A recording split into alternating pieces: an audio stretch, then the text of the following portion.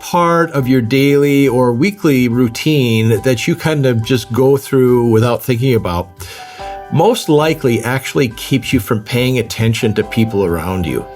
It could be your phone, it could be just the rhythm of when you're in the grocery store. But the truth is that our busyness so often prevents us from having the outward focus that Jesus wants us to have and that the Holy Spirit is guiding us toward.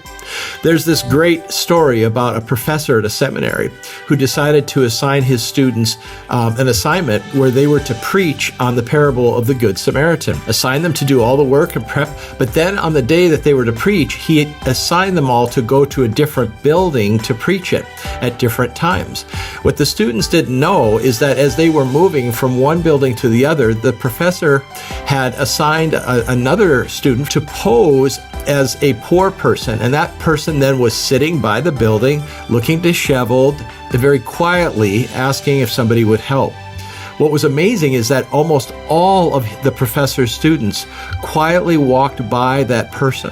When they all got there, and after the professor had kind of evaluated them, they asked how they did. The professor answered this. He said, "Most of you have already presented and preached your sermon.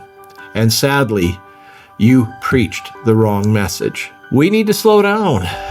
We need to be prepared, not just to give an answer as to why we believe in Jesus, but we have to live and be willing to love people in such a way that they really see that it matters.